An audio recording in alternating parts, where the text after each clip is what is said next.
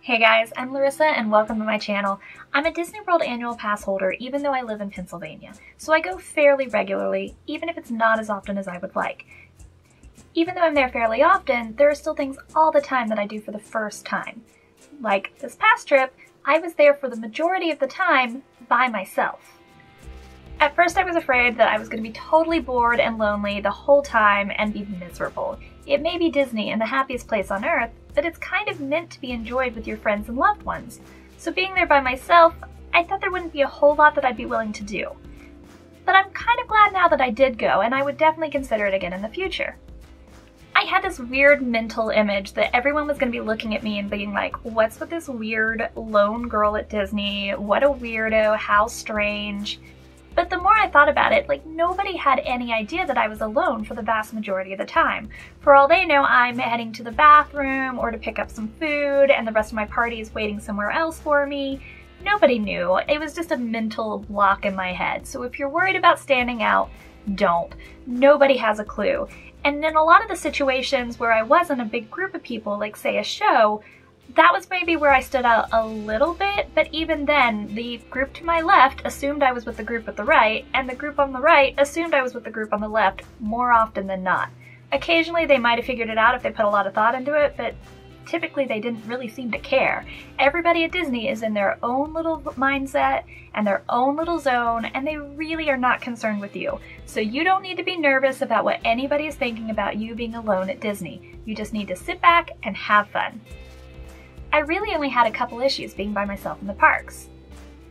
The first was any sort of sit-down restaurant situation. That's always a little lonely and awkward when you're by yourself, but it's especially so when you're at Disney, because you kind of want to be with people there. I wasn't getting any strange looks or any negativity for taking up a table or anything.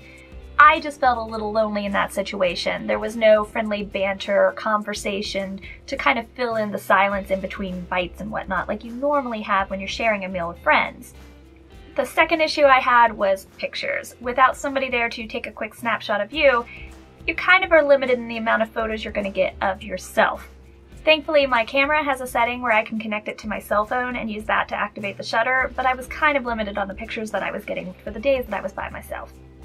But that's where PhotoPass came in handy. It was nice that I was able to get a few pictures to sort of commemorate special things like the Flower and Garden Festival, even if I had to wait in line for them occasionally, and it was still a little bit weird waiting in line by myself sometimes. It worked out just fine, and the PhotoPass photographers did not think I was weird at all, so they actually kind of, you know, gave me extra magic and stuff, I feel sometimes, because I think they could tell that if I was by myself, I was probably a pretty serious Disney nerd. Now on to the plus sides of being at Disney solo, which there are quite a few. Number one, adaptability. There was no conversations or arguments or weighing pros and cons of this activity versus that activity. If I wanted to do A instead of B, no problem, I just started walking. I didn't have to have a big debate about anything. I didn't have to be concerned that I was pushing somebody else into something that they didn't really want to do. It was all about what I wanted to do because there was no one else there. This also carried over into eating. I know I mentioned sit-down meals could be a little awkward, but it was really convenient to be like, I'm hungry, there's food. There was no having to stop when you weren't hungry because somebody else was. There was no, I'm hungry, but I don't want to make them stop when they're on their way to do something they want to do.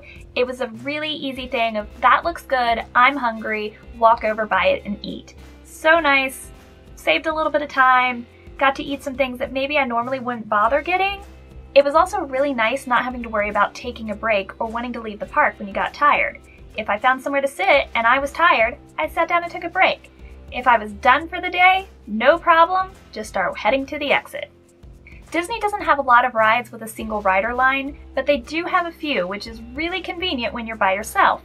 And on the rides that you don't have a single rider line, if you pay attention, a lot of the time the cast member will come down the line looking for one or two or a three-party member, whatever they need to fill up the queue. I skipped huge chunks of lines on the days I was by myself just by throwing my hand up when they asked for a single rider. Sometimes I got great seats at the very front or the very back, and I saved huge amounts of time by going past a huge amount of people just because I was by myself and I filled in their seat. It's also really easy to find somewhere to watch a show or a parade or fireworks when you're by yourself. Some little tiny hole that a group or a family can't get into, you can slide right in and have a great spot really easy. Not having my own friends and family to talk to in line also opened me up to some great conversations with complete strangers. I've talked to strangers in line before, but not having my own party members there to talk about other things and distract me, I definitely was opened up to some great conversations with some great people. Making new friends is always fun at Disney. So if you find yourself in town and you have some time to kill, definitely consider going to a Disney park on your own. It's very adaptable, it's easy to do a lot of different things in a short amount of time because you're saving time in so many different ways. You can get squeezed into things that you normally wouldn't if you're with a big group. Totally worth it, not at all awkward like I was afraid it would be. I had whole days free to do whatever I wanted, to just enjoy the beautiful sights and sounds and ambiance of Disney. I totally recommend it, and I hope you'll consider it in the future. Have a beautiful day.